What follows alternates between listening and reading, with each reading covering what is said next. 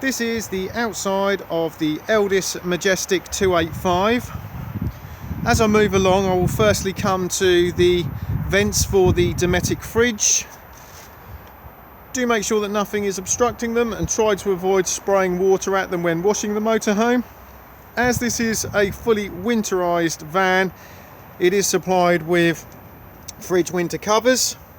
These covers literally just clip on from the top, and then with either a flat-headed screwdriver or the ignition key, just turn these lugs to lock them into place. This will then only allow the fridge to vent from the lower part just here, thus meaning in the colder months of the year the fridge will retain some heat and run efficiently. Do make sure that they are both removed in the summer months of the year, or otherwise the fridge will just overheat. Next we have the external shower point. So we have the shower head just there. As you can see, it just plugs in here, so just remove the dust cover and then just pop it into place. Turn on the water pump and then it will automatically go under pressure.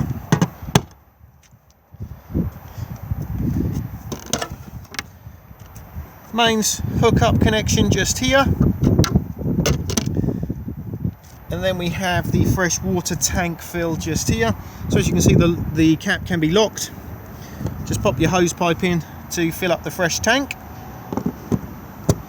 To drain the fresh water tank down, just come to this point just here, and then it's just a matter of turning.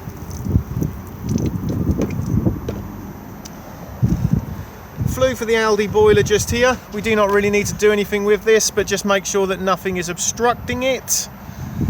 And then we have the gas locker just here. So there's room in here for 2 gas bottles.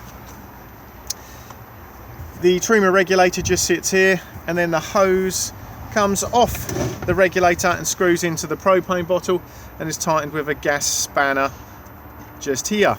Bottle on and off on the top. Do make sure that the bottle is isolated for travel, unless you do purchase a drive safe pigtail.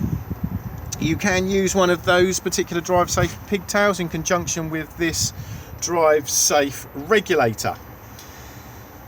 Sometimes these drive safe regulators can be triggered if you go over a bump violently. So if you've turned your gas bottle on and you're still not getting gas inside, just hold this green button in for about 3 or 4 seconds and it will then allow gas into the van.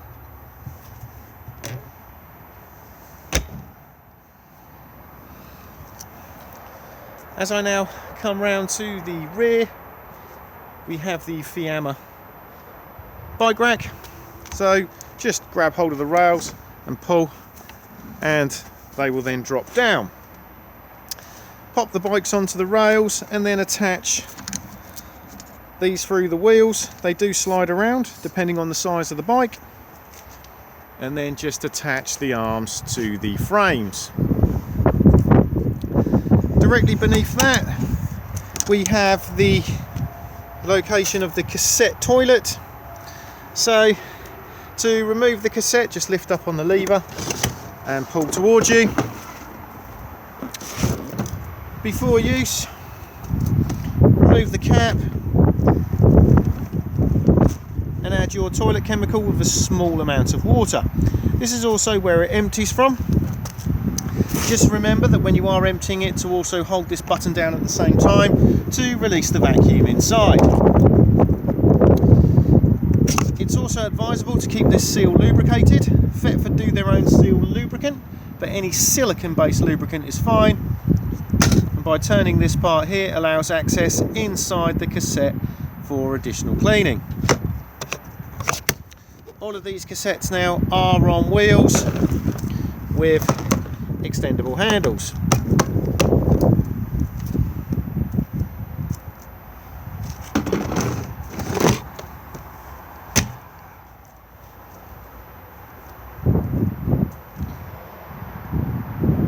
Rear view camera just up here.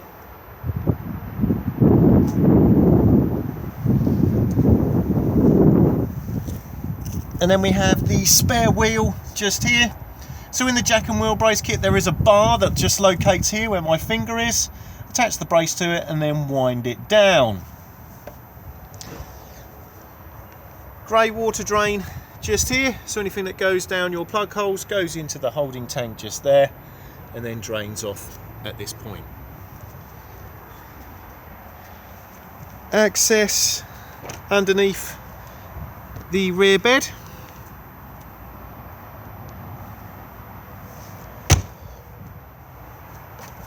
And then we have the external barbecue point. So to use this you do need a barbecue adapter, which is about this long. Attach the hose of the barbecue to one end using a Jubilee clip, and then the other end will plug and lock into place where my finger is just here, and that will then allow you to turn the gas on. To remove it, just push the collar up and it will then release itself.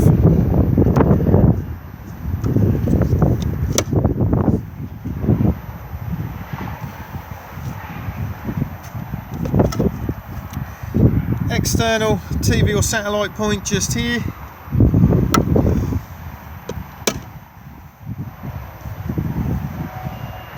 And then we have the Dometic roll-out canopy. To roll the canopy out, take the winding handle and then just pop it in at this point just here, and then begin to wind the canopy out.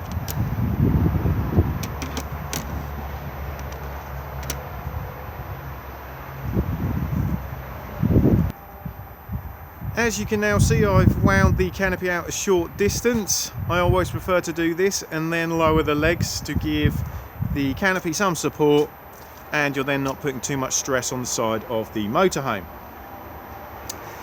The legs themselves are sprung loaded, so just push in and then slide out and then just drop to the ground. Get the canopy at the height you require and then just snap the grey lever up and it will lock the leg into place. And if I now do the same again,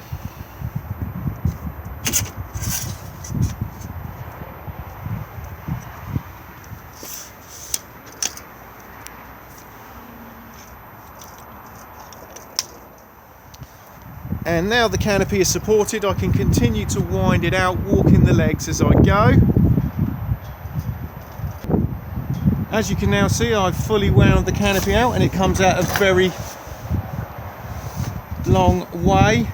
It's always best to not use in high winds, and it is very windy today because it does run the risk of being flipped over the top. When it comes to winding it away, wind it back to roughly the position that we dropped the legs, pop the legs away and then continue to wind until it will not wind any further. So as you can now see, I've wound the canopy back in, and if I now just release the grey lever just there, and then if I then slide it back up,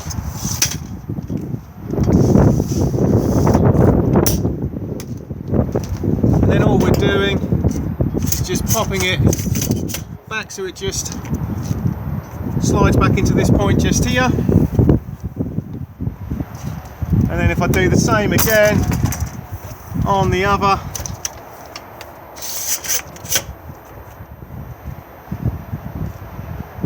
and then just continue to wind it back. Diesel fill just here, and the cap unlocks on the ignition key. AdBlue top up just here, and it will let you know on the dashboard when your AdBlue needs topping up. Tyre pressures on the door pillar just here, and then underneath the passenger seat is where the jack and wheel brace kit can be found. Vehicle battery underneath the floor of the cab, and then bonnet release just here.